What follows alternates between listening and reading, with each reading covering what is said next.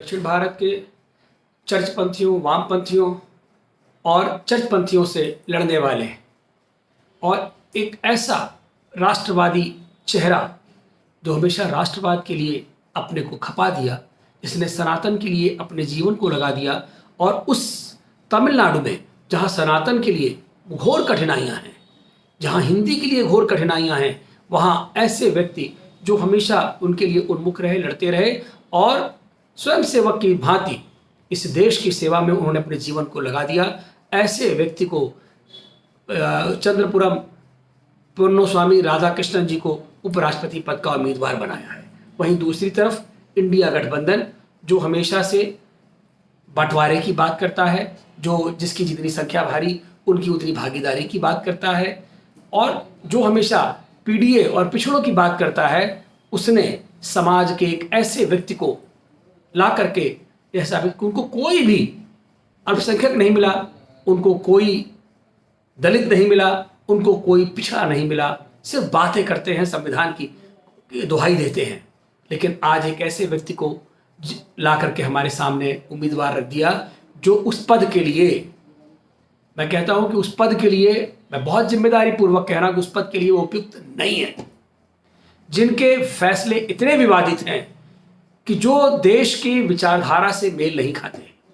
जो राष्ट्रवाद से मेल नहीं खाते, ऐसा फैसला करने वाले जज को आज हम अपना उपराष्ट्रपति कबूल नहीं करेंगे। और आज इनके उपराष्ट्रपति बनने के नाम सामने आने के बाद हमें उस हामिद अंसारी का चेहरा सामने आने लगा कि जिन्होंने एक बार नहीं अनेक बार संविधान का मखौल उड़ाया और जिन्होंने देश की जो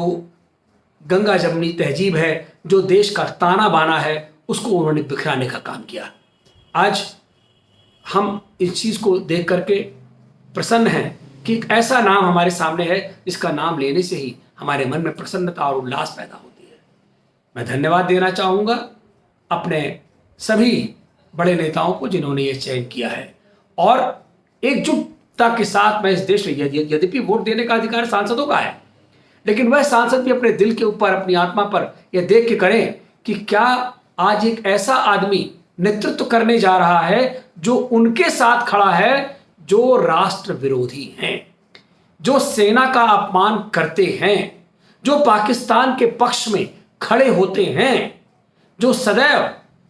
देश की चुनी हुई सरकार की निंदा करते हैं और देश के चुने हुए प्रधानमंत्री की निंदा करते हैं। वह सदैव संवैधानिक शक्तियों की निंदा करते हैं, सेना का अपमान करते हैं, सेना को बलात्कारी बताते हैं। ऐसे व्यक्ति के पक्ष में, ऐसे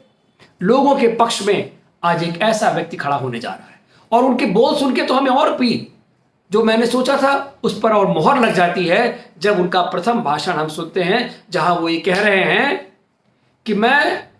उन 60% लोगों के पक्ष में खड़ा हूं जिन 60% लोगों ने भाजपा को वोट नहीं दिया। तो ऐसी विचारधारा, ऐसी विघटनकारी विचारधारा, जो उपराष्ट्रपति बनेगा वह पूरे देश के 140 करोड़ का प्रतिनिधित्व करेगा और जिसके मन में यह कुंठा विचारधारा है कि वह 40% लोग अलग हैं और 60% लोग अलग हैं, तो मुझे लगता है कि ये देश का दुर्भाग्य है। और इससे असली चेहरा उजागर होता है उन चरमोपंथियों का जो आज मोदी का विरोध करते करते राष्ट्र के विरोध में खड़े हो गए हैं, जिन्होंने पार्लियामेंट नहीं चलने दी, संसद नहीं चलने दिया, स्वस्थ बहस को नहीं करने दिया।